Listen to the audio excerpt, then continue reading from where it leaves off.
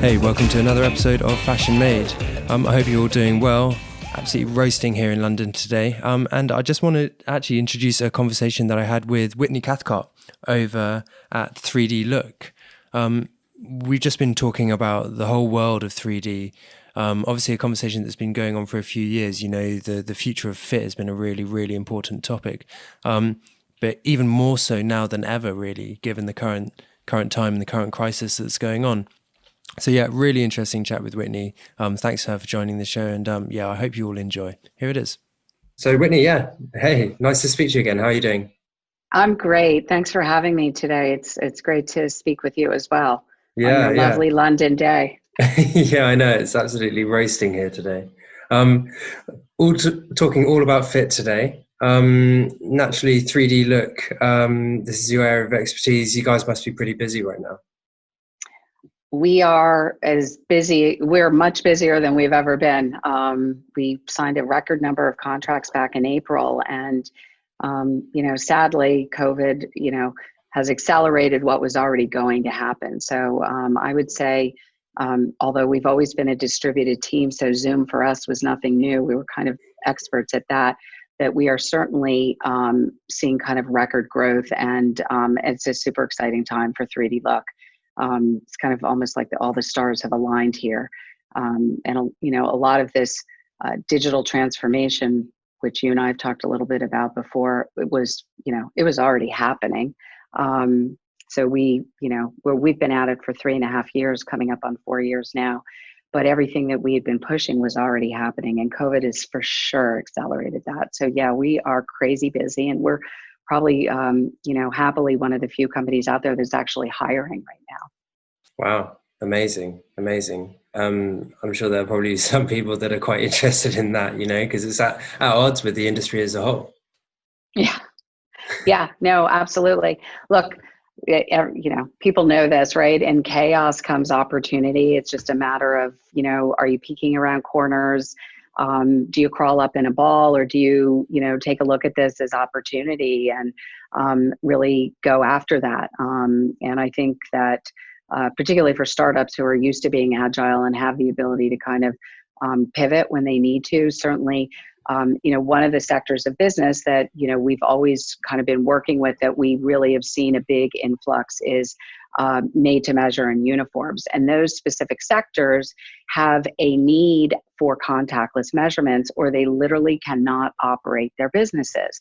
So while this is something that is at the core of our technology, generating a measurement is what we do. We take from 2 photos, we build a 3D statistical model of each individual person, and from there we generate measurements. So that, at its most simplest form, is something that we've always done. And with COVID, that necessity has become critical in order for people to run businesses. And so it's been exciting to be able to kind of adapt to that and really kind of tailor our product. One of the things that we did right away is we took kind of our bigger made to measure solution, and we actually made a more simple version of it that we could offer out to, emerging and startup and MTM companies that had launched a year ago or so, who were entirely dependent on that physical need to actually manually measure somebody. So by reducing the price there, we've actually been able to really help people run their businesses online. And so that's been really exciting.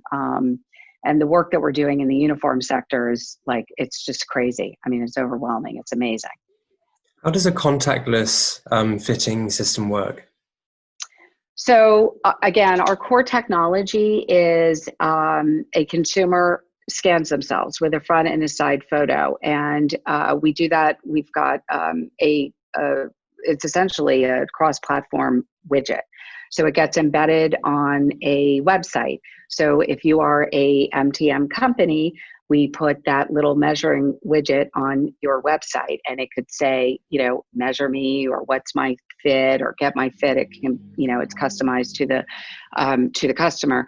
But essentially, it's very simple. The consumer, hits that little widget, whether they're shopping on their desktop or they're shopping on their mobile device. So we are, agnostic to both. we really built this in mind of the consumer, knowing that we needed to meet the consumer wherever she was shopping. So if I'm on a website and I'm shopping, many people sitting at home on their desks right now, we'll send a link to your mobile device, and it literally opens up the experience right in the link. So we're white labeled behind that. You think that you're shopping off the website. And there's a series of, cute, engaging little GIFs that have you grab a friend, and you take a front photo and a side photo, and within about 15, 30 seconds, what we're doing on the back end is we're actually generating a unique 3D model of you. So we are not looking at a database of 3D models and saying, oh, you kind of look at like this. We actually develop a statistical 3D model of you. So once we have that 3D model, we're able to extract measurements from that. So today we've got 65 measurements, so points of measure of your body in our API. And we add to that. We're currently working on another 2, and we've got another 3 that we'll start work on in June. And that's really dependent on the customers that we're working with.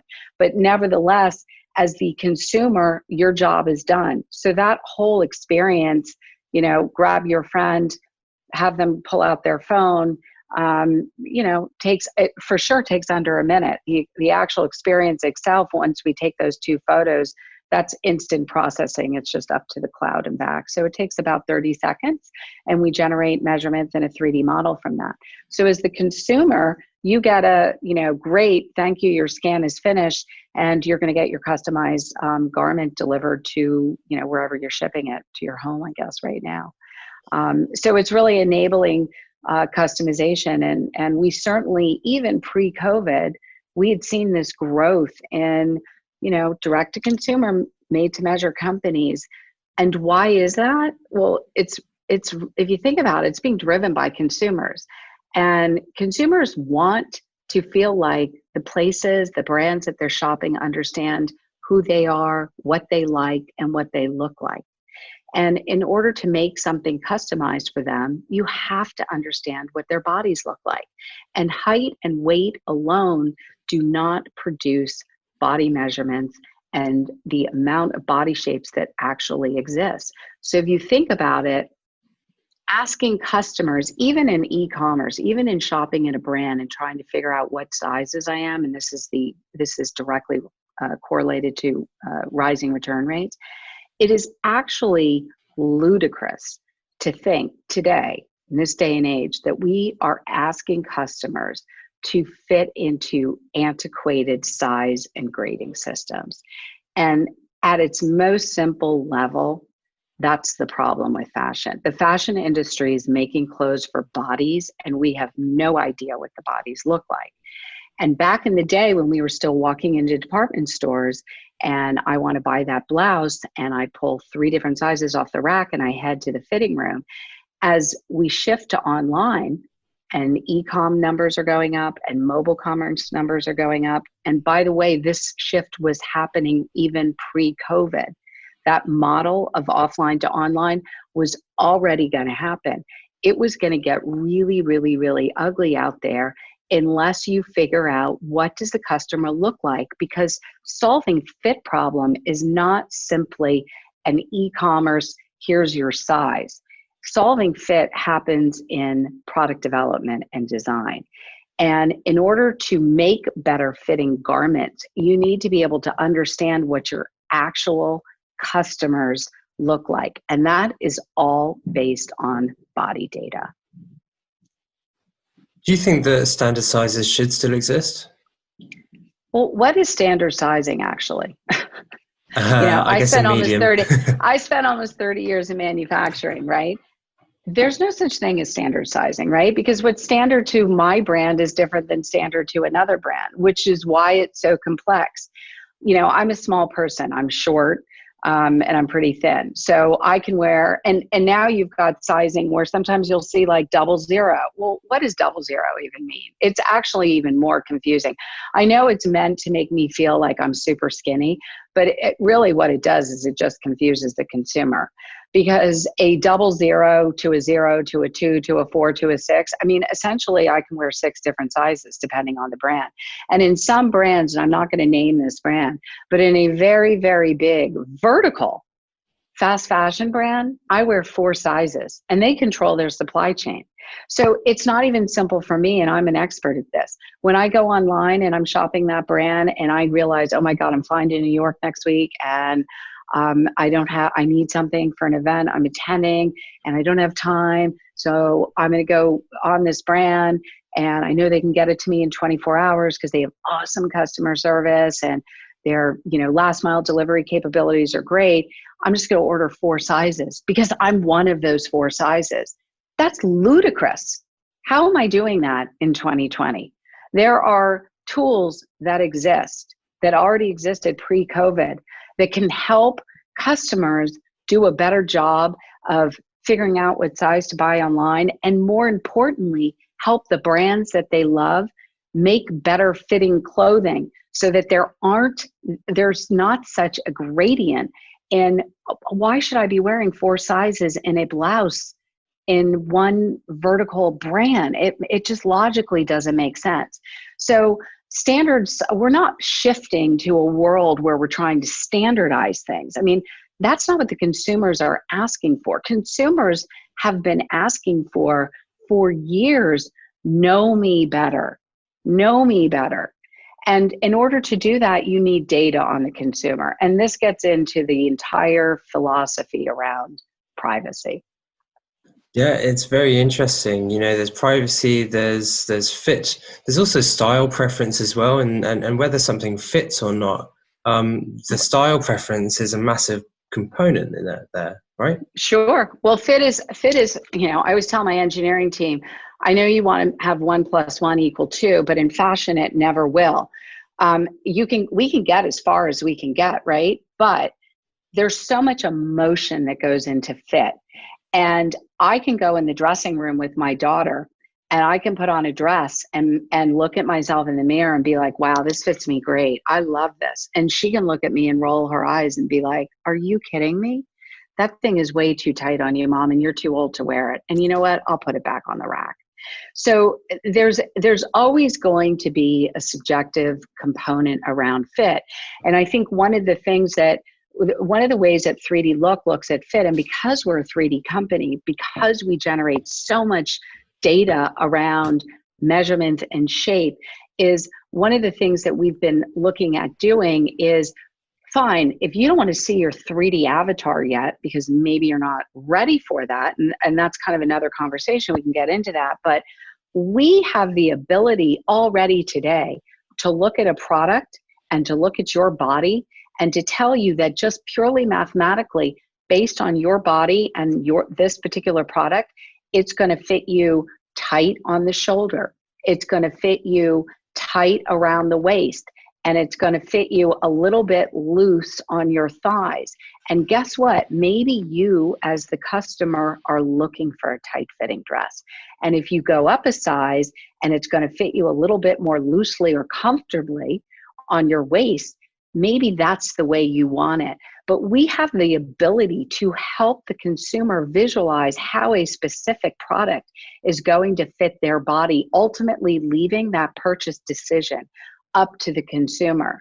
So really what data does, right, is data drives better consumer experiences. So the more data we're able to, in a really simple, easy, visual way, give to the consumer, the better a shopping experience the consumer is going to have. And that's really what digital transformation is about. So leaning into these digital experiences, and what COVID has done is it's dropped a bomb really on retail. So while it was already heading into this direction, and absolutely heading there, and I was putting 2022, 2023. COVID has just accelerated this need to create these better digital shopping experiences. If you look at websites from like 10, 20 years ago, they more or less look the same today.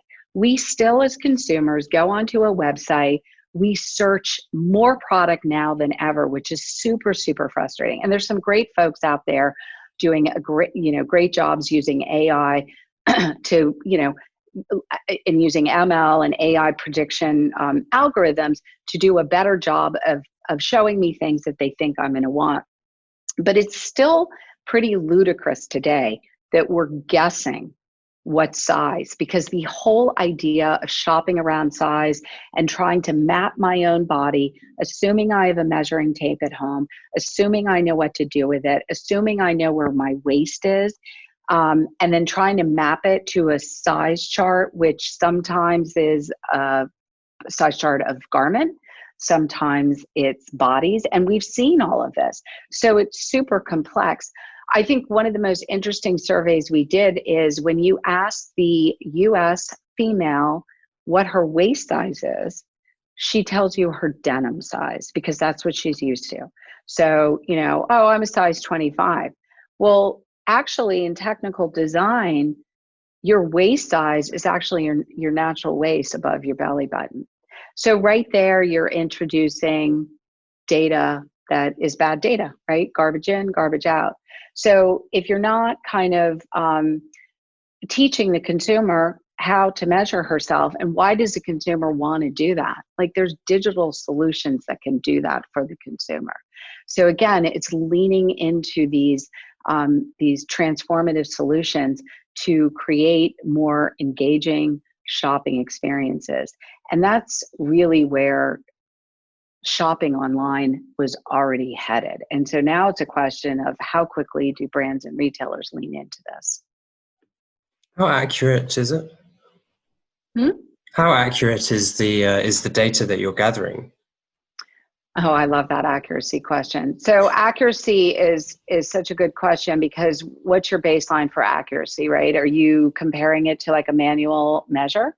Are you looking at repeatability? Are you looking at, you'll use me for an example, right? So if I have 3 manual tailors take measurements of me, and they take measurements of me in the morning, they take measurements of me at night, they take measurements of me as I'm breathing in versus breathing out, they take my measurements after I get off a plane, and I've just flown to visit you in London from San Francisco.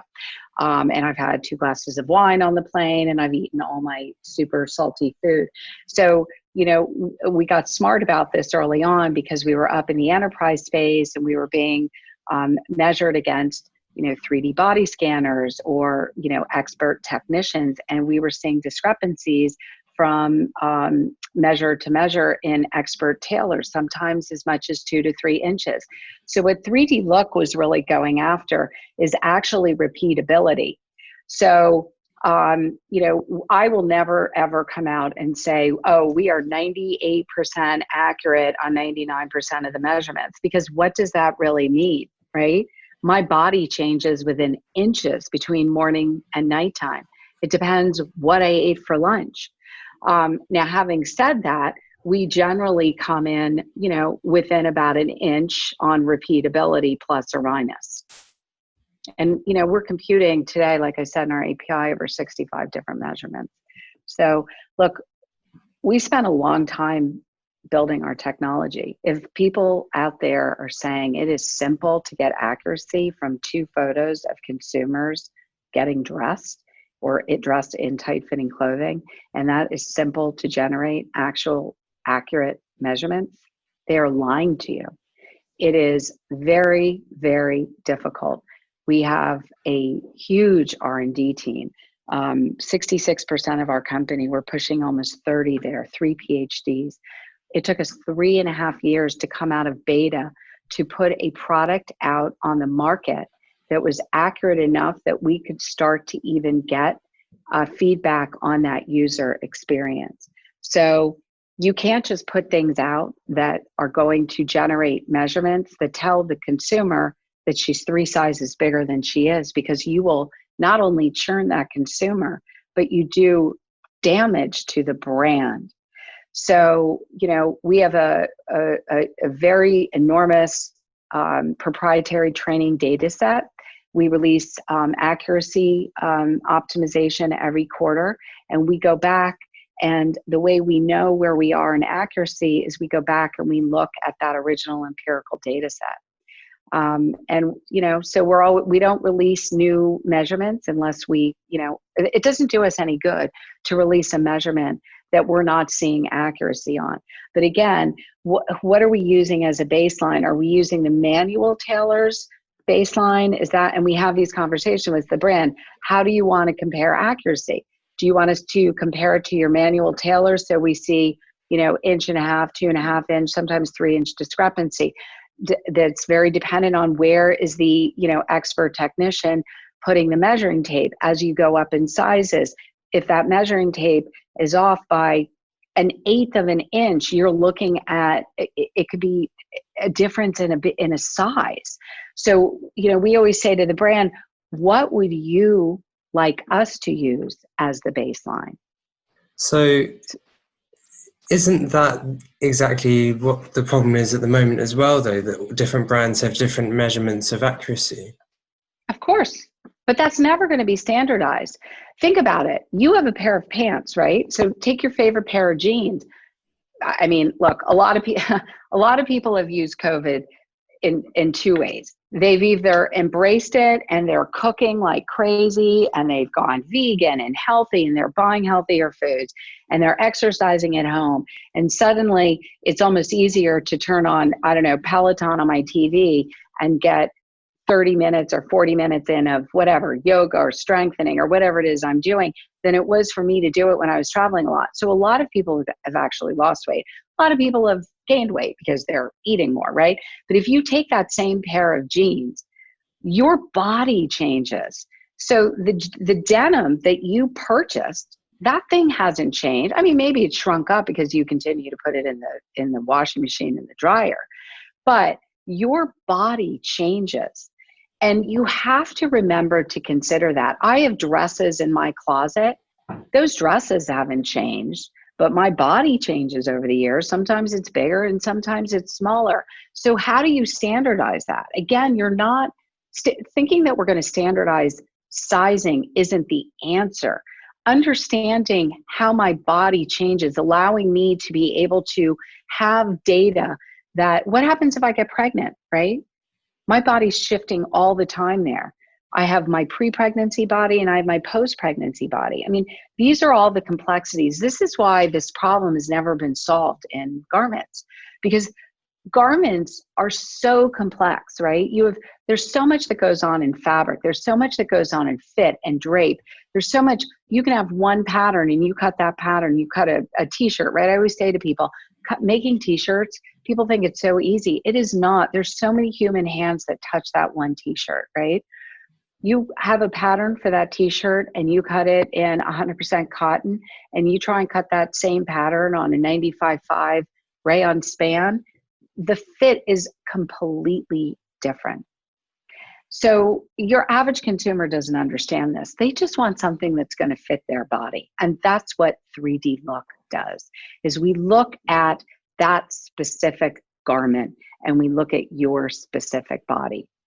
One of our most exciting use cases, and this was something that early on I knew that if we could build this product, we would be able to do, was to be able to go back to a brand and say, look, we've collected enough data. We have segmented by geography. And we want to now look at this data and look at your sizing and grading system. So we're going to look at your standard grading system. You have a fit model. Every size, your base size there fits that fit model. So regardless of what is going on in the fabric, you're fitting your base size on this fit model. This fit model has XYZ measurements, right? She's this tall, she weighs this much, more or less. Her chest size is more or less this, her waist size is more or less this, yada, yada. So we went back and we looked at their, at all the data that we had collected. And we sliced and diced it in many different ways. But one of the most interesting things that we did is we looked at their top markets. And what we found was that over 80% of their actual customers were more than a half a foot shorter than their fit model. So what does that tell you? And this company is a denim company. is that right off the bat, you've got inseam problems. We found out that most of their customers were between 3 inches and 6 inches off waist size. So when you're looking at hypothetical averages, and we've been able to buy average data for many, many decades, and that's how we've, always graded. I mean, I'm not going to name specific retailers, but when we were in manufacturing and we were buying, fit forms from a big, famous fit form company and jump sets, and they're very, very expensive.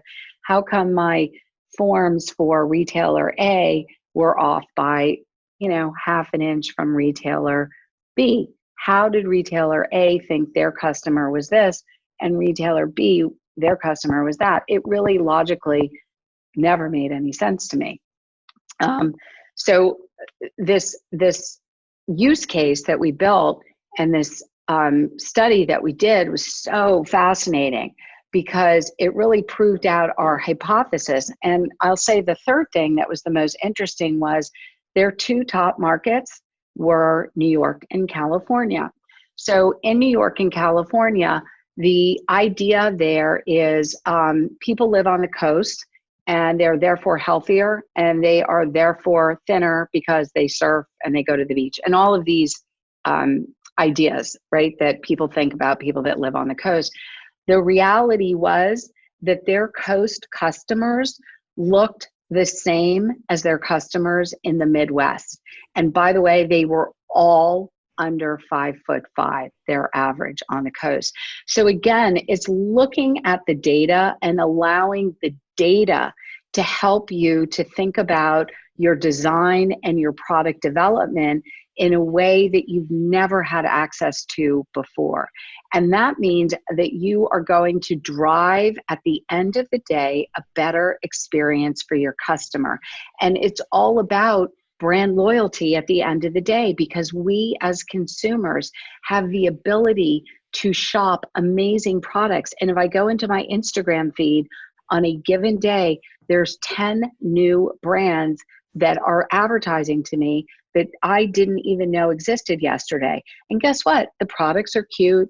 They're giving me a discount. The checkout process is super simple. And they're generally have a great mission, right? And so as a consumer, do I want to give my money to a brand that is doing something around sustainability, saving the planet? They're really focused on what it is they're selling. It is easier than ever to churn from a brand because we have so much opportunity today to purchase things. So brand loyalty is about creating these better consumer experiences. And as we move into things like AR capabilities and the furniture industry and the beauty industry has done such a great job on this, but these kinds of experiences, again, were already coming into fashion. And 3D, look, we build 3D models. We can already put your 3D model in your living room. We built a POC for a big fashion brand where we partnered with a big 3D visualization. So they were doing, they're using 3D to build their fashion. We could already put the garments on my 3D model, and in real time in my living room, I can walk up to me with that garment on me and I can look at what do the rivets look like on that denim. What do women do? The first thing when they put on pants is they look at their bottom in a mirror. I can now look at my model in my living room. All of these experiences were already coming. And AI and 5G is just pushing all of this innovation forward. So we were really, those are macro factors. And a lot of that still needs to happen, and it's going to happen. But the other piece of it was, what is the mentality of digital transformation from brands and retailers, and where do the consumers fall into this? So we were literally likely looking at the biggest disruption the fashion industry's ever seen over the next 10 years, even without COVID. And COVID is just going to accelerate all of this. So with all of this, and it's been a fast transformation from even what online shopping was 10 years ago. What do you think retail will look like, both online and physical, in 10 years' time? That's such a great question. I love answering it. So I think if you look near term, look, nobody can predict what's going to happen in the next 12 to 18 months. We all have, different opinions of how we're going to show up and what this looks like. I mean, I've seen projections where they're estimating that, 50% of physical stores in the US aren't going to exist. I think if you just look at the numbers, even again, pre-COVID, if you look at the numbers of store closings over the last couple of years, this whole idea about retail apocalypse, we've already been going through that the last 10 years, right? I think about it as kind of retail apocalypse 1.0 and even pre-COVID retail apocalypse 2.0. And this is just me, I have always predicted that the next 10 years, we're going to make the last 10 years look like a picnic on a warm day in Central Park in New York with the birds chirping. But I don't look at that as a negative. I look at that as opportunity. And I think that, again, all of these kind of macro factors, innovations in technology, advances in AI, in immersive computing, in 5G at scale, all of these advances were already pushing the industry forward. So when I look out 10 years, I think that this idea that we're going to go onto a website and we are going to search for a product and try and figure out what size we are, all of that is going to happen in 3D and in much more immersive ways. And whether, if you think 10 years out, the idea of moving our heads down from our phones up because we're going to have at scale, augmented reality glasses, MR, right? So however you want to call mixed reality. But this idea that consumer facing AR isn't going to look as weird as it does today when somebody's walking down the street with AR glasses on. Again, these things are going to happen. And in 10 years' time, we're going to be sitting around in our living rooms and we're going to have these truly amazingly real immersive experiences. And whether they're VR, whether they're AR, whether they're a combination of that, and I think that they will be combinations of this putting the digital world in our physical world, is going to be so realistic, and it's going to create these immersive experiences that are so entirely engaging that, by the way, we will be pushing out into social selling as well. And there will be platforms of social selling and social engagement built on top of AR, just like back in 2008, nobody had ever heard of Instagram. Nobody had ever heard of TikTok. I mean, TikTok's relatively new. So if you think about these billion-dollar platforms that were literally built on top of iOS, right? Those same types of platforms are going to be built on top of spatial computing platforms. And so this idea of walking down the street and being fully connected, right? It's IoT also, but fully connected to the weather, to my calendar. Life is going to get easier. And a lot of that is collecting data, right? And this goes back to the kind of the privacy thing. And I think you really look to, I'll bring COVID back into it too, because there are two schools of thought here. I'm going to give you just mine personal. If you look to China and where they are with privacy and how they were able to really lock down COVID, because there essentially is no privacy over there. And you look to kind of, take, for example, what Apple and Google are doing together. I think that how many people, ask yourself, and I look to my kids and I have a 21-year-old and a 24-year-old, and me included, when I am downloading a new app, am I reading the privacy policy or am I just clicking yes? I'm clicking yes, and so are they. So, I think we really do a disservice to ourselves in a lot of ways around privacy. Great data, authentically, if you're giving access to it, makes our lives actually safer, and it makes our lives easier. And that's what we're all eventually, I think, looking towards. Certainly me, I want to be able to spend more time with my family. So when it comes to e-commerce, if I can have to spend less time searching and less time trying to look an Excel spreadsheet of sizing and just buy things that are going to make me feel good, that from brands that are doing things great for the planet, where I'm giving back and I have more time. Isn't that ultimately what we're going for? And I think that's what all of us working in 3D, and it's not just 3D look, there's lots of amazing folks building amazing products right now. Some of them have been, some of them really, really, really early on, just kind of out raising money, really doing transformative work in 3D.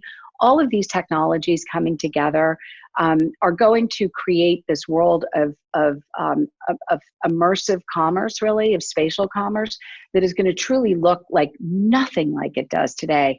And I think that is probably one of the most exciting things. And I think certainly if you look at those opportunities, that the next 10 years of shopping, granted, a lot of people are going to go out of business. It was already going to happen even without COVID. These next 10 years of shopping are actually going to be the most exciting and most engaging, certainly of my lifetime, and 30 years in this industry. And I'm super excited about it, actually. Yeah, I mean, we are too. And look, I just want to say thanks for joining us today, because it's been really in-depth conversation about fit and retail and sort of what's going to happen over the next few years, and actually, more importantly, what's happening right now. So yeah, thank you so much. Yeah, thank you. It was great to chat with you today, and stay healthy and stay safe. Yeah, that was Whitney. Thanks to her for joining us again. Really, really interesting chat. I guess that's all we've got time for this week. Just a few notes from me. We've got some live webinars coming up, which you can all attend from Pi Apparel. So go on to apparel.pi.tv to check out when those are and what you can do to sign up to them. And also on next week's show, we have Nidhi Puri from PVH, who is going to be talking to us really all about digital transformation from a general perspective, not specifically what PVH are doing. Those stories are well told, but from a more general perspective of what it's like to sort of lead teams and who should champion these things. So yeah, a really interesting chat with Nidhi coming up. I hope you can all join us then. But until then, stay safe. I hope you're all well, and all the best. Bye-bye.